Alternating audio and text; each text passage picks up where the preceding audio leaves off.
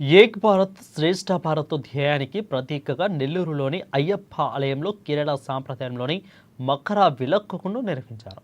ఇక ధర్మశాస్త్ర అయ్యప్ప ఆరాధన ఏళ్ల తరబడి తెలుగునాట విశిష్ట ప్రాచుర్యంగా కొనసాగుతుంది. మకర సంక్రమణాన్ని పురస్కరించుకుని కేరళలోని శబరిమలలో సాగే జ్యోతి దర్శనం అనంతం వెనువెంటనే నెల్లూరులోని అయ్యప్ప ఆలయంలో కర్పూర జ్యోతి ప్రజ్వలన కార్యక్రమాన్ని నిర్వహించే ప్రాధాన్యతను సంతరించుకుంది. ఇక ఇదే విషయంపై మరింత సమాచారాన్ని మా ప్రతినిధి శ్రీధర్ అందిస్తారు. సంక్రమణం ప్రాధాన్యంగా అయ్యప్ప ఆలయాల్లో జ్యోతి దర్శన కార్యక్రమాన్ని ఇక్కడ నెల్లూరులో కూడా విశేషంగా నిర్వహిస్తూ ఇక్కడ అయ్యప్ప ఆలయంలో జ్యోతి దర్శనం ప్రాధాన్యంగా ఇక్కడ ఈ విశేషం కొనసాగుతూ ఉంది. అయ్యప్ప శబరిమలకు వెళ్ళలేని భక్తులంతా కూడా నెల్లూరులో ఈ ఇరుముళ్ళు దీక్షను చెల్లించుకునేందుకు కూడా ఇక్కడ అన్ని ఏర్పాట్లు చేయడం జరిగింది. 18 మెట్లను ఏర్పాటు చేసి ఆ ప్రాధాన్యతగా ఇక్కడ అయ్యప్ప స్వాములంతా కూడా దీక్ష పూర్తి చేసుకున్న అయ్యప్ప స్వాములంతా కూడా ఇక్కడ మొక్కులు తీర్చుకునేందుకు ఇక్కడ ఏర్పాటు చేయడం జరిగింది. ఈరోజు జ్యోతి దర్శనం దాదాపుగా వేల సంఖ్యలో తరలి వచ్చిన భక్తులంతా కూడా జ్యోతి దర్శనం చేసుకున్నారు. ఇక్కడ మనం చూసినట్టయితే ఇక నిర్వాహక కమిటీలోని ప్రధానమైన నిర్వాహక అధ్యక్షులు మనతో ఉన్నారు. ఈ జ్యోతి దర్శనానికి సంబంధించి భక్తులకు ఎలాంటి ప్రాధాన్యత కొనసాగుతూ ఉంది, ఈ జ్యోతి దర్శనం ఏర్పాట్లు ఏమిటి? ఇవాళ మకర జ్యోతి సందర్భంగా శబరిమలలో ఏదైతే జ్యోతి దర్శనం ఉంటుందో నెల్లూరులో వెలిసి ఉన్నటువంటి ఈ యొక్క అయ్యప్ప స్వామి దేవస్థానంలో కూడా అయ్యప్ప స్వామి భక్తులందరికీ జ్యోతి దర్శనం ఏర్పాటు చేయడం జరిగినది. ఇక్కడ ఎలాంటి అసౌకర్యం జరగకుండా అందరికీ కూడా జ్యోతి దర్శనం కలిగే విధంగా అన్ని ఏర్పాట్లు చేయడం జరిగినది. నుంచి కూడా అంతరాలయంలో కానీ స్వామికి కానీ జరిగే పూజలు ఏంటి? ఈ జ్యోతి దర్శనానికి సంబంధించి ఆలయంలో ఎలాంటి పూజలు చేస్తున్నారు? ఇవాళ మకర సంక్రాంతి సందర్భంగా ఉదయం నుంచి నెయ్యాభిషేకము 12 గంటల దాకా జరిగింది. దాని తర్వాత అభిషేకాలు జరిగాయి. తర్వాత పుష్పాభిషేకము, పుష్పాలంకరణ జరిగినది. తర్వాత ఈవినింగ్ 6 గంటలకి దీపాలంకరణతో ఈ జ్యోతి దర్శనం అనేది ప్రారంభించడం జరిగినది. ఇక్కడ నెల్లూరులో కూడా అయ్యప్ప స్వామికి ఆరాధన కోసం, అయ్యప్ప స్వామి పూజల కోసం, మండల దీక్షల కోసం, మండల పూజల కోసం కొన్ని ఆభరణాలు కూడా స్వామికి అమర్చడం జరిగింది, సమకూర్చడం జరిగింది. ఇక్కడ మనం చూసినట్టయితే మోహన్ మనతో ఉన్నారు. చెప్పండి, ఈరోజు అయ్యప్ప స్వామికి సంబంధించిన ఎలాంటి పూజా విశేషాలు ఇక్కడ ఉదయం నుంచి కూడా ఈ సంక్రాంతి సందర్భంగా జరుగుతున్నాయి? ఉదయాన్నే 6 గంటలకి గణపతి హోమం జరుగుతుంది.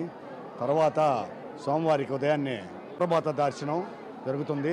తర్వాత 9 గంటల నుంచి భక్తుల సౌకర్యార్థం 12 గంటల వరకు ప్రతి భక్తుడు తెచ్చుకున్నటువంటి ఆవు నెయ్యిని స్వామివారికి నెయ్యాభిషేకం జరిగింది 12 గంటలకి. తద్వారా తర్వాత స్వామివారికి అభిషేకాలు అంతా పూర్తయిపోయినటువంటి తదుపరి స్వామివారికి పుష్పాభిషేకం మరియు అలంకారాలు, స్వామివారికి ఎన్నో విశేషమైనటువంటి భక్తులు ఇచ్చినటువంటి ఆభరణాలు మా యొక్క అయ్యప్ప స్వామి దేవాలయం నందు ఉన్నాయి. స్వామివారికి అయ్యే పెడతారు.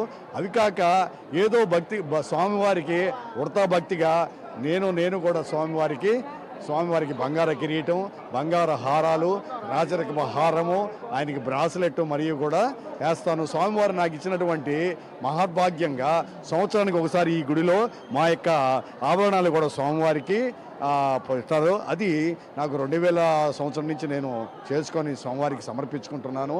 స్వామివారి గుడిలో స్వామివారికి ఆభరణాల అలంకారం దర్శనం చేయించి సాయంకాలము 4:30 నుంచి దీపాలంకరణ మొదలతోటే స్వామివారికి చండ్రవాద్యం చేయించి స్వామివారి గుడి పైన కర్పూరం, భక్తులు తెచ్చినటువంటి కర్పూరాన్ని ఆ యొక్క జ్యోతి రూపంలో అమర్చి స్వామివారి కనువిందులు చేసి శబరిమలలో ఏ విధంగా అయితే అంటే జ్యోతి స్వరూపాన్ని స్వామివారి జ్యోతిని మనకి కనిపిస్తాడో ఆ విధంగా ఈ సింహపురి ధర్మశాస్త్ర దేవాలయం పైన కూడా కర్పూర జ్యోతిని మేము వెలిగించి ప్రజలందరికీ కూడా జ్యోతి దర్శనం ఇప్పిస్తాము.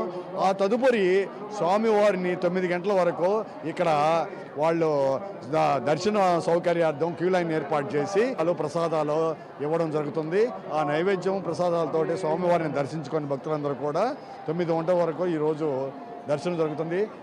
ఇక్కడ మనం చూసినట్టయితే అయ్యప్ప ఆలయంలో ఎంతో ప్రాశస్త్యంగా జరిగే జ్యోతి దర్శనం, మకర జ్యోతి దర్శనం ఇక్కడ అనేక ఏర్పాట్లు చేస్తారు.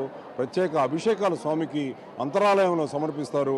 ఇక్కడ నంబుద్రిపాలు అక్కడి నుంచి వచ్చిన శబరిమల నుంచి వచ్చిన అర్చకులు విశేషంగా ఈ కార్యక్రమాలన్నీ కూడా ఇక్కడ నిర్వహించడం జరుగుతూ ఉంది.